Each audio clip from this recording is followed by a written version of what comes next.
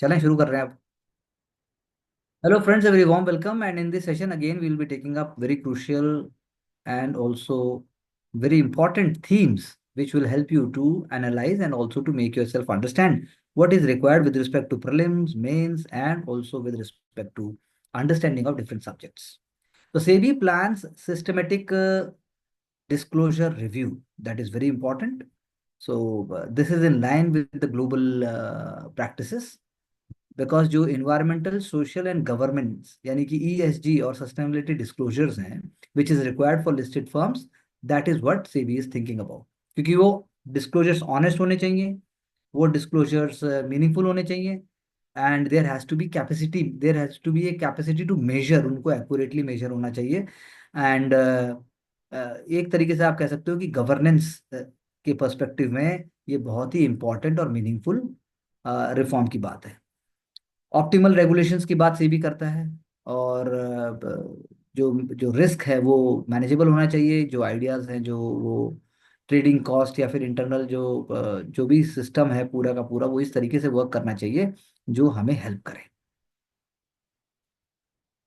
Now coming to the point, with respect to the governor, the kind of judgment that came, Supreme Court's ruling on the Tamil Nadu governor case.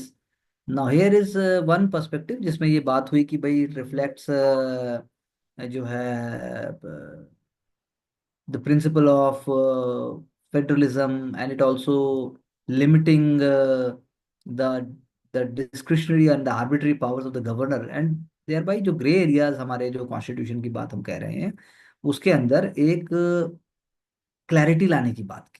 Kerala है, पंजाब है, there are other states also which are opposite party ruled states, उनको ज्यादा इस बात से फर्क पड़ता था। पार्लियामेंट्री डेमोक्रेसी में real powers lie with the elected representatives, and the governor can not indefinitely hold his assent to the bills और ऑब्स्ट्रक्ट द लेजिस्लेटिव प्रोसेस, इसकी बात की गई। इसमें स्टेट गवर्नमेंट का भी रोल है। And then the third aspect which we discussed also in detail, that is with respect to the article, जिसके अंदर सुप्रीम कोर्ट के पास एक कह सकते हैं हम सैक्रोसैंक्ट पावर है, under which they have done so unlimited power को रोकने की बात की। साथ में the notion of time frame defined for the first times in the constitution of April 1950। तो ये judgment Kesavananda Bharati 1973, S R Bommai case 1994 judgment उनकी तरह है, and they are very very responsible for us. तो ये कुछ आइडियाज थे। अब दूसरा एस्पेक्ट जो मैं बोलने जा रहा हूँ that is very very important, that is with Baba Saheb Ambedkar Sahab की जो फाइनेंशियल डिसिप्लिन की बात है। ये उनका एक नेवर सीन एस्पेक्ट यहाँ पर अर्जुन राम मेघवाल सर ने डिस्कस किया। And the idea that our Reserve Bank of India which was the Imperial Bank and then even Hilton and Young Commission, उसकी रूट्स भी बाबा साहब अम्बेडकर के आइडिया से जुड़ी हुई है। He was the first Dalit student to be going to the Columbia University. उसके बाद Asian Indian commerce में उनकी थीसिस थी, एशियन कॉमर्स करके उनकी थीसिस थी। फिर उन्होंने पीएचडी भी की। And the national dividend of India, एक हिस्टोरिक एंड एनालिटिकल स्टडी, ये उसका एक aspect.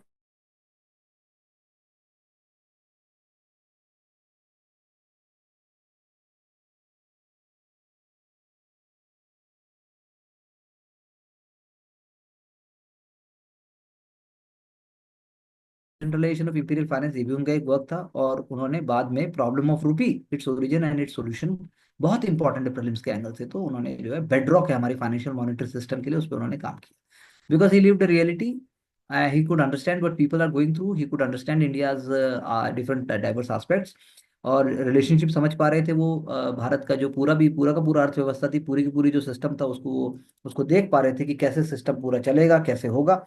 That is why we can say the financial burden जो था ब्रिटिश किस तरीके से ड्रेन ऑफ वेल्थ के थ्रू इंडिया पर ही डाल रहे थे। और ही वाज आल्सो अंडरस्टैंडिंग कि डेवलप कंट्रीज उस समय कैसे फॉलो कर रही हैं, जैसे कि gold back currency, British pound की बात है, उसमें प्रेडिक्टेबिलिटी थी, फेयरनेस थी। तो कैसे हमेशा ब्रिटिश चाहता था कि एक्सचेंज रेट के कॉन्टेक्स्ट में हमारी हमेशा हमारी करेंसी डिवैल्यू रहे और हम जो है हमेशा सब सर्वेंट ही रहें। इसीलिए आरबीआई जब इस्टेब्लिश होता है, और बाकी इंटरनेट कमीशन जैसे मैंने बात की, उनके अंदर भी उनको बुलाया गया, उनकी चर्चा हुई, उनकी बात हुई। सोशल जस्टिस में he was also definitely, he played a very important role. वो लेबर मेंबर भी थे वाइस एग्जीक्यूटिव काउंसिल के। फिर उसके बाद जो है बहुत ही इंपॉर्टेंट यहाँ पे दिया, बाकी इंस्टीट्यूशन का नाम लिया, central water commission, central technical power board, Damodar valley project, इन सारी चीज़ों की बात जो हुई Hirakud dam project, Son river project, इन सारी सारी चीज़ों की बात हुई। ये सब आप कह सकते हो कि जो है ये सारी सारी चीज़ों में कहीं ना कहीं डॉक्टर अंबेडकर साहब का बहुत ही महत्वपूर्ण रोल है। How inflation is disproportionately harming the poor people, ये बहुत इंपॉर्टेंट है। अगर आप ध्यान से देखेंगे इन्फ्लेशन टारगेटिंग फ्रेमवर्क, जिसपे मॉनिटरी मॉनिटरी पॉलिसी कमेटी अभी भी चर्चा करती है, वो जो है अभी भी आप कह सकते हैं कि उसके रूट्स जो है अम्बेडकर साहब के उसमें जाते हैं। Then again Allahabad high court observation हमने पहले ही बात की थी, sexual violence case it goes against the law, that is very true. और बहुत इंपॉर्टेंट जजमेंट है। मतलब सुप्रीम कोर्ट का इंटरवेंशन बहुत इंपॉर्टेंट है। हर पर्सपेक्टिव को देखना बहुत इंपॉर्टेंट है कि भैया आप कैसे चीज को देखते हैं, क्योंकि सारी की सारी जो क्या कहते हैं पर्सपेक्टिव है, सारा जो बात का है वो यही है कि किस किस माइंडसेट से, किस माइंडसेट से आप जो है आप पूरे के पूरे उसको देखते हैं कि आप सोसाइटल जो प्रेशर हुआ या जो माइंडसेट है वो एक बहुत ही डीपली इंट्रेंच्ड है, उसी की उन्होंने चर्चा की। तो पिंकी आनंद मैम यहाँ पर उसी बारे में बात कर रही हैं। चाइना के better than expected growth figures वो एकदम से नहीं है। China GDP was about 10th of the US GDP around 2000, but अब आप देखो कि 2021 में तो it's economy is about 75% of the size of the US economy. तो चाइना 2021 2020 के बाद थोड़ा सा ग्राउंड उसने लूज किया, लेकिन फिर भी बहुत कुछ उसने उन्होंने यू नो अमेरिकन इकोनॉमी के पर्सपेक्टिव में कहा जाए तो इट इज टक्कर देने की तैयार है। और चाइना प्लस वन स्ट्रैटेजी का मतलब यही है, यूएस जो चाहता है और पूरा वर्ल्ड ने सोचा कि हम चाइना पर अपने डिपेंडेंस को कम करें। US has tried to contain China's rise through direct legislation. The chips बहुत इंपॉर्टेंट एग्जांपल है यहाँ पे, that is creating helpful incentive to produce semiconductors act। और slow down in the real estate भी एक एग्जांपल है। लेकिन उसके बाद से जैसे ही चाइना ने पंप करना शुरू किया, इंटरेस्ट रेट्स को थोड़ा सा स्लैश किया और आप कह सकते हैं मनी प्रोवाइड करना शुरू किया, तो फाइनेंशियल फिजिकल स्टिमुलस पैकेज जो है वो आप कह सकते हो 40% ऑफ इंडिया एनुअल जीडीपी है जितना फिजिकल स्टिमुलस पैकेज दिए। तो नेचुरली चाइनीज इकोनॉमी को थोड़े और कंस्ट्रेंट झेलने होंगे, लेकिन इन द लॉन्गर रन आप कह सकते हैं कि it will take time, but China must not be discounted. National Herald case हमने पहले भी बात की कि ये क्या है, और not really directly important from the prelims and mains, interview में आपसे पूछा जा सकता है, बस इतनी सी बात है। New US national security probes can lead to the fresh लेवरीज। तो यानी वही बात है, आप सेमीकंडक्टर चिप्स के ऊपर, क्रिटिकल मिनरल्स के ऊपर, आप फार्मास्यूटिक्स के ऊपर नेशनल सिक्योरिटी का नाम लेकर या नेशनल सिक्योरिटी के एस्पेक्ट को लेकर आप उनके ऊपर और लेवाई लगा सकते हैं। उसमें इंडिया को सोचना होगा, इंडिया को भी इसके अंदर एक नुकसान हो सकता है। Type 5 diabetes in the developing countries, जिसमें माल न्यूरिशमेंट होता है टीनेजर्स और यंग में, इसके आप कह सकते हो जमैका में पहली बार इसको 1956 के आसपास इसको जब रिपोर्ट किया गया था, तो उसके बाद India, Sri Lanka, Bangladesh, Uganda, Ethiopia, Rwanda, Korea, सब जगह आप कह सकते हो ग्लोबल साउथ में ये अराउंड 25 मिलियन पीपल को इम्पैक्ट करती हैं। And the markers are the same, lower body mass index है, फिर उसके बाद टाइप 2 डायबिटीज के कंपेयर में आप कह सकते हो लोअर बॉडी फैट होता है। वही बात है, जब नरिशमेंट नहीं मिलेगा तो high protein diet is important, और बाकी तो वही ट्रीटमेंट, तो जैसे बाकी आप डायबिटीज के लिए एंटी डायबिटिक मेडिसिन और इंसुलिन की बात करते हो, वो यहाँ भी ऐसे ही होगा। देन डब्ल्यूटीओ बहुत अच्छा यहाँ पर एक पर्सपेक्टिव है, जिसको अगर आप ध्यान से देखेंगे कि ट्रम्प के बारे में, जैसे यूएस का कहना है that we are actually not really happy about the WTO because it is not impartial, it is not working really the way it should be, it is not creating a multilateral and also a kind of a free framework। तो world trade में US का जो share, मतलब the US contribution based on it share of the world trade is 11% of the WTO annual budget. अब funding of the WTO along with other international organisation is currently under review. सही बात है। वही बात वही है कि अगर डब्ल्यूटीओ यूएस की नज़र में अगर चाइना को उसके कारनामों के लिए अगर वो उसको पेनलाइज पिनलाइज नहीं करता है, then it is not really happy about it. And that is not just case the Trump, Donald Trump, even in Barack Obama's time, it was also happening. How does WTO settle disputes? तो हमने जैसे पहले भी बात की थी, एक dispute settlement panel होता है जिसमें 3 से लेकर 5 एक्सपर्ट्स हो सकते हैं, वो सुनेंगे बात को, और उसके बाद अगर वहां मामला सॉल्व नहीं होगा तो एक एपेलेट बॉडी है 7 मेंबर्स की। Now you have to understand the whole mechanism of the hierarchy of the dispute solving का जो प्रोसीजर है। दूसरा अगर देखने की बात की जाए तो दूसरी बात आप ये समझिए, इंडिया और डेवलपिंग कंट्रीज के लिए तो डब्ल्यूटीओ बहुत इंपॉर्टेंट है। और आप कह सकते हैं कि डब्ल्यूटीओ का फ्यूचर जो है वो थोड़ा सा गैम्बलिंग में है, थोड़ा सा ग्रिम है, but then still it is going to move on in the way जब तक सारे के सारे डेवलपिंग कंट्रीज एक साथ आगे बढ़ रहे हैं। This is also another example, inflation trends in Kerala it is the highest year on year अगर आप बात कर रहे हैं। Telangana, Jharkhand, Delhi, it they are on the lower side. Now I would ask you to think about कि ऐसा क्यों सोचते हो आप कि वहाँ ज्यादा है वहाँ कम है। Do think about geographical factors, do think about logistic factors, do think about location and so on, and then we will talk about it. Jaggi Mantra बिल्कुल सही बात है। इंस्टीट्यूशनल लोन लीजिए, फंड्स को लॉन्डर कीजिए, अपना जेब भरिए, अपने पर्सनल एक्सपेंसेस को पूरा कीजिए, ऐसा इन्होंने किया।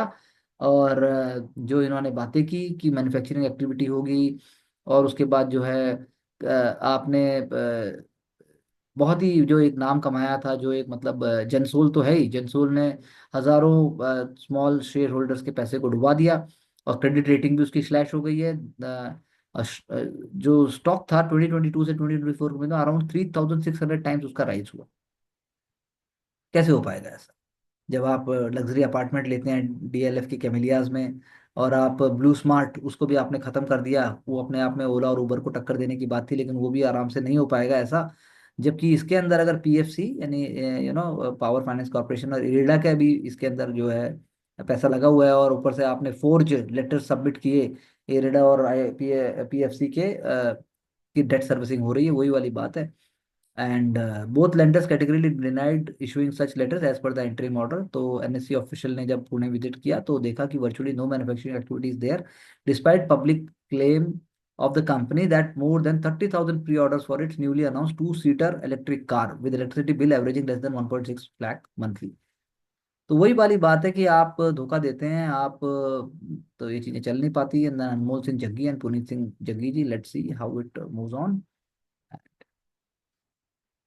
अब बायलेटरल ट्रेड एग्रीमेंट्स की हमने कई बार चर्चा की, बीटीएस की। तो हम यूएस के साथ जीरो टैरिफ्स की जगह हम ड्यूटीज किक इन होने से पहले पहले हम रीजनेबल टैरिफ्स की वाइड रेंजिंग की बात करेंगे, हम वाइड ऑफर्स की बात करेंगे। हम चाहते हैं कि हाईली एक्सपोर्ट कॉम्पिटिटिव, जो हाईली एक्सपोर्ट इंटेंसिव जो हमारे सेक्टर जैसे इलेक्ट्रॉनिक, टेक्सटाइल्स एंड क्लोथिंग, वो तो चाहते हैं कि रेसिप्रोकल जस्टिस जीरो, जीरो मतलब जीरो हो जाए। पॉइंट इज दैट कि we have to think that कि क्या सारी की सारी इंडस्ट्रीज चाहेंगी कि वो जीरो ड्यूटी रिजीम में वर्क करें? ऐसा नहीं हो पाएगा। जीरो ड्यूटी रिजीम जो है वो सारे के सारे सेक्टर्स में, specially for the developing countries, जहाँ पे principle of less than full reciprocity होना चाहिए, क्योंकि हमारा और उनका वजूद एक नहीं है।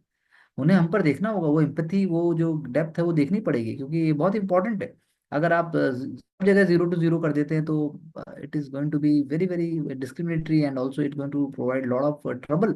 अगर आप बात करें Indian agriculture and rest of the जो जो जो सेकेंडरी सेक्टर्स हैं, they are going to be deeply troubled. तो ये हमें देखना होगा।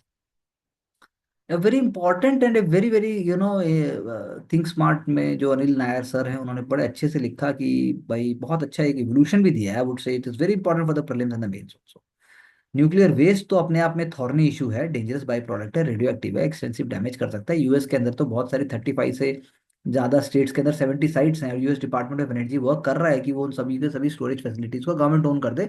और सिक्योर ट्रांसपोर्टेशन की बात होती है से न्यूक्लियर फ्यूल और वेस्ट की। बस बात यहाँ खतरनाक है कि हेल्थ के लिए, क्योंकि Fukushima disaster, three miles island disaster, और अगर हम बात करें जो चर्नबॉयल डिजास्टर, ये तीनों डिजास्टर ने हमें ये सिखाया कि भाई हम पंगा नहीं ले सकते। Radioactive material is damaging to the health for the generations to come. तो ये एक बहुत बड़ा पंगा है। और दूसरा जो है टेक्नोलॉजीज, न्यूक्लियर टेक्नोलॉजी लिंक है आपकी न्यूक्लियर वेपन्स के साथ, तो ये दो बातें हमें रोकती हैं।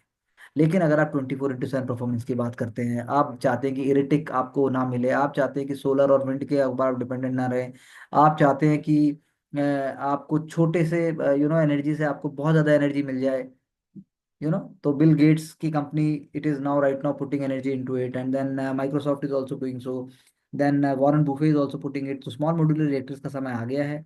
और स्मॉल मॉड्यूलर रिएक्टर्स आप कह सकते हैं कि वो नेम ऑफ द गेम है। India is also moving towards it. तो fusion is safer, but then it is very difficult to achieve.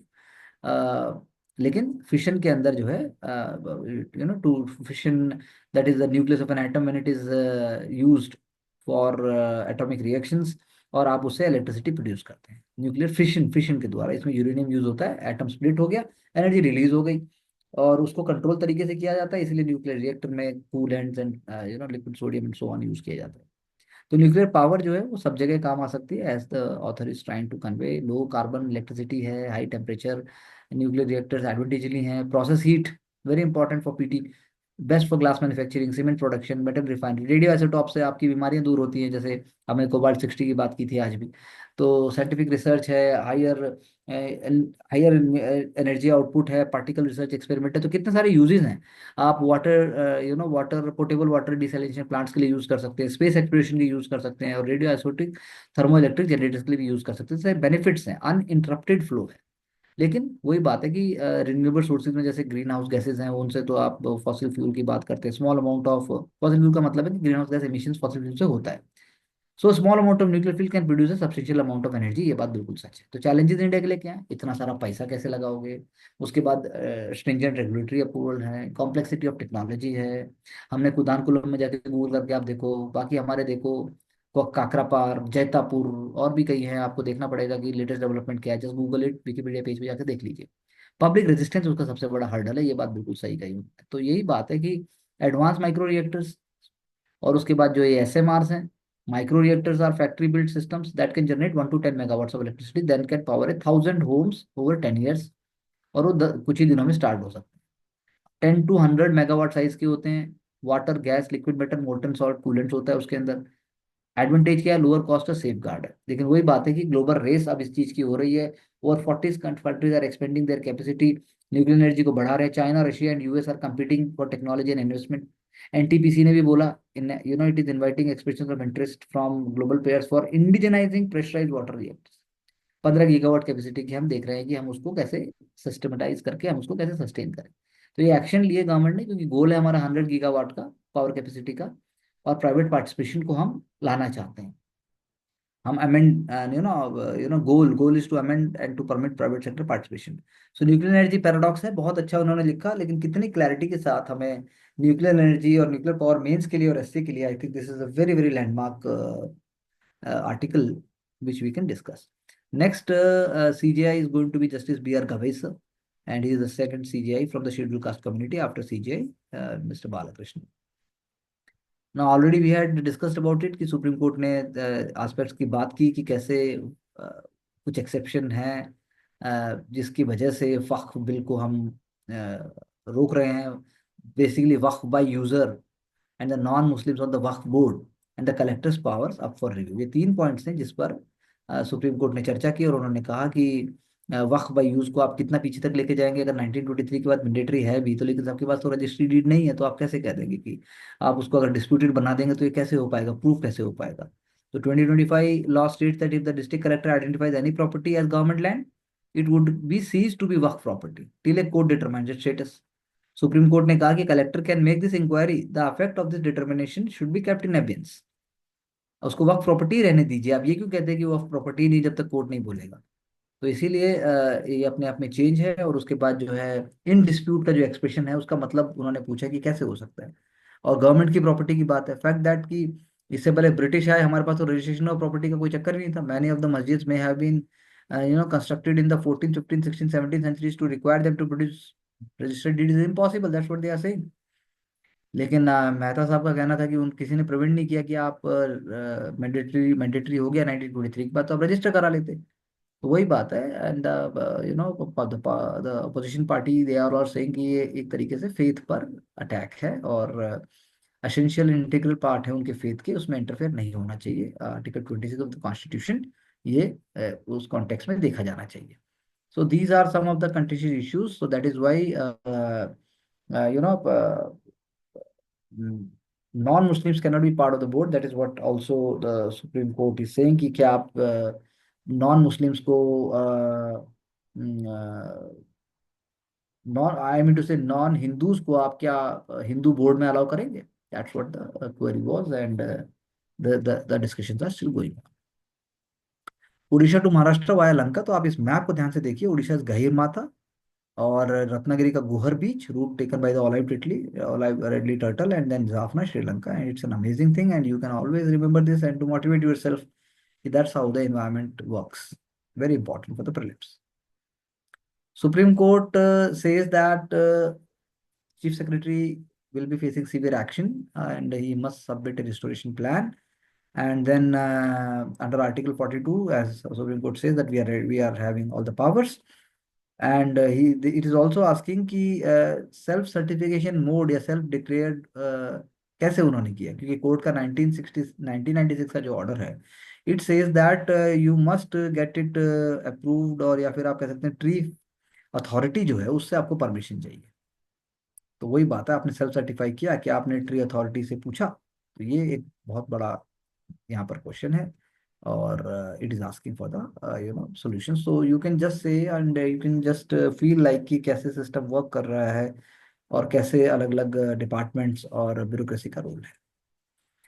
India export to America and import from China, ये all time high पहुंच गए हैं। Trade deficit with China हमारे लिए बहुत बड़ा cause of concern है। ऐसा भी है कि वहाँ का माल यहाँ डंप ना हो जाए, वहाँ की जगह यहाँ डंप हो गया। और दूसरा, आप ये भी कह सकते हैं कि स्ट्रक्चरल डिपेंडेंसी जो चाइना के ऊपर हमारी है, उसको हम कैसे कम करें। तो डब्ल्यूटीओ ने हमेशा वार्न किया है कि भाई, जो भी डोनाल्ड ट्रंप के जो भी the kind of steps that are been taken long term में, ये हमारे उसको नुकसान कर रहे हैं।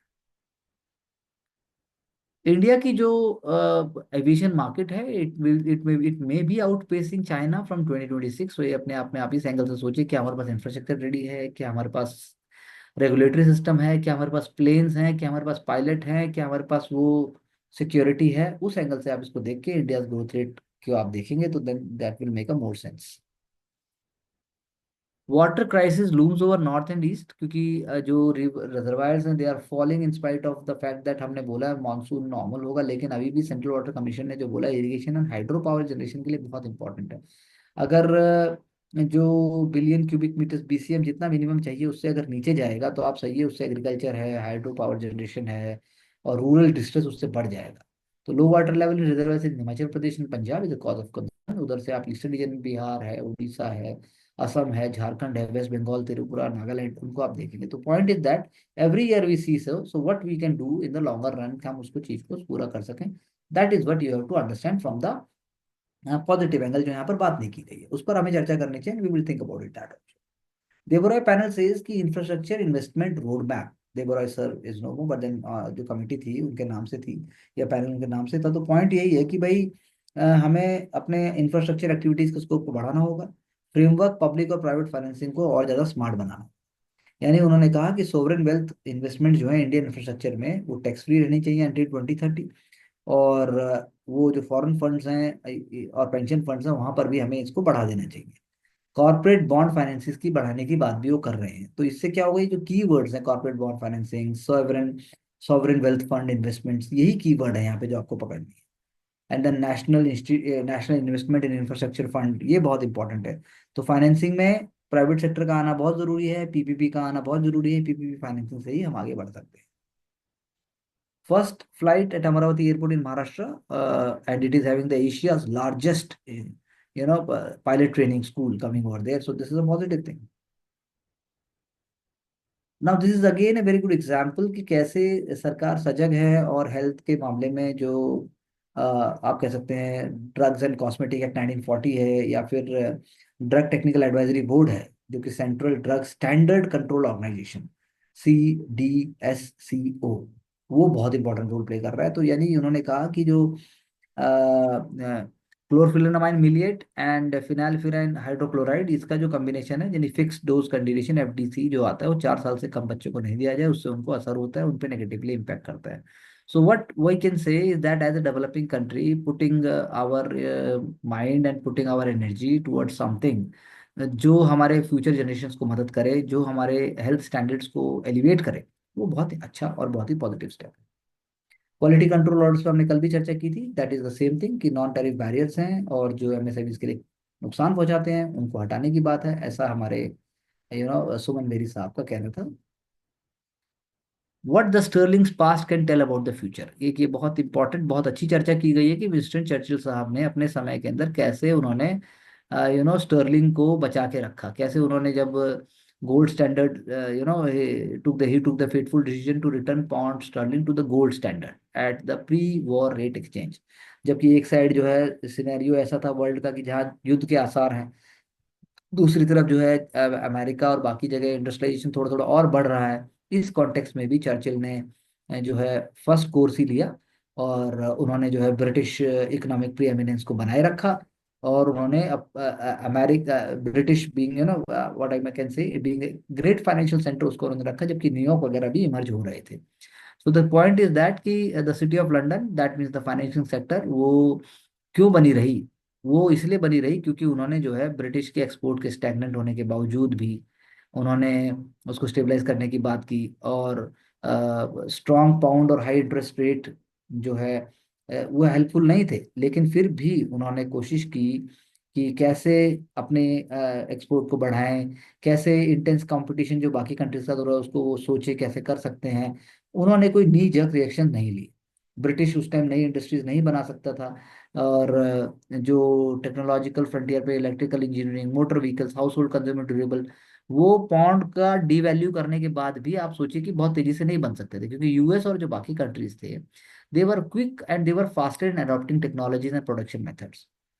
और यूनियन मिलिटेंसी जो थी वो भी डिस्करेज कर रही थी इन्वेस्टमेंट को। और वर्कर्स के पास रिलेवेंट स्किल और वर्क एथिक भी इतना सप्लाई में नहीं था। आज की डेट में तो आप देखिए कि ताइवान के सेमीकंडक्टर मैन्युफैक्चरिंग कंपनी है, या फिर फैब इन एरिजोना, और Samsung chip making plant in Texas. तो अब 1930s वाली बात नहीं। और आप ये देख लीजिए कि जो स्टर्लिंग की पोजीशन है वो 1930s को सरवाइव कर गई। डॉलर तो बाद में ऊपर उठा है।